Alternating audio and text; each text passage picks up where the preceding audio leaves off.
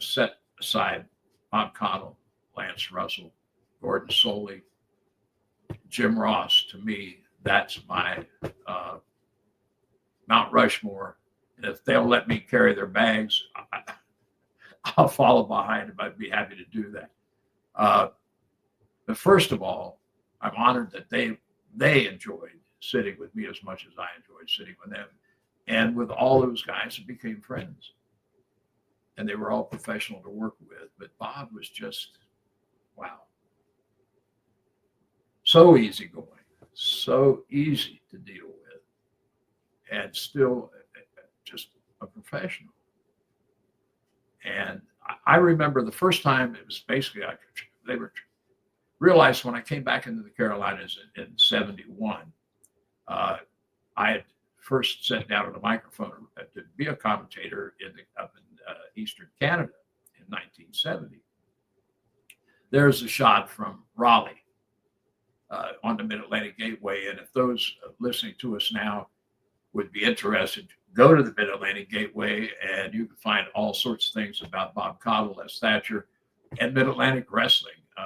Dick Bourne, his partner, they do such a great job there. They really do.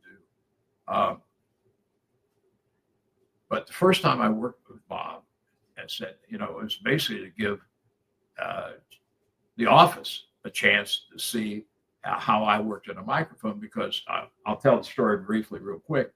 I had just come back into the Carolinas in 71. I was in the office one day. This is when Jim Crockett Sr. was still driving the car. And Lord Littlebrook was in there, and he had said to Mr. Crockett, why isn't Les on your TV? And Jim looked at him and said, what do you mean? He's on my, no. He said, I mean, as a commentator.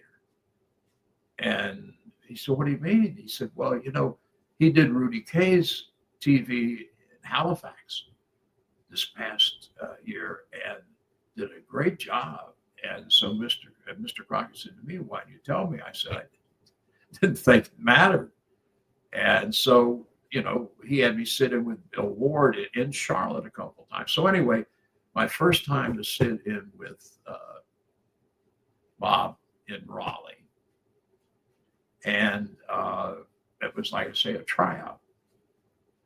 So I just followed suit, and Bob would throw it to me and I'd throw it back. So, but when I came off, I'll never remember this. Gary Hart said, hey, you put the guys over in the ring and never mentioned about putting yourself over.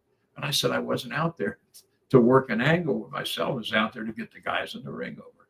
And there is part of the reason I mentioned the four that I did as my Mount Rushmore, because it was never about any of them getting themselves over or making a point or being funny or trying to, to put themselves ahead of the subject, which was the match and the wrestlers and the product overall.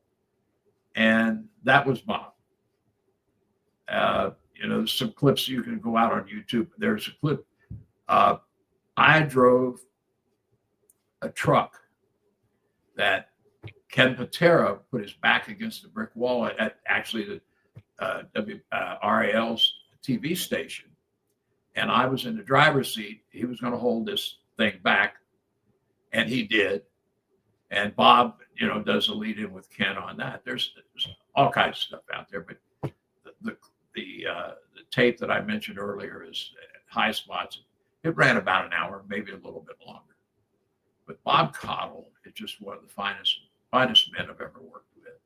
A professional, a gentleman, and a dear friend. And I know they're having,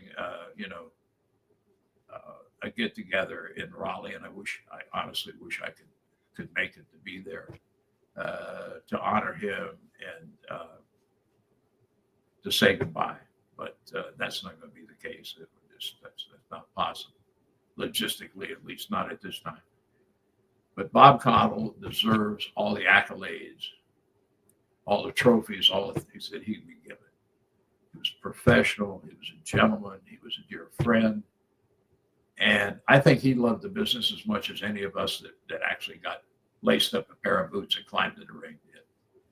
And he was such a joy to work with. And Lord knows I miss it. So if you get a chance, check out our video high spots or anything that you can find on YouTube. And all I can say is it leaves a big hole.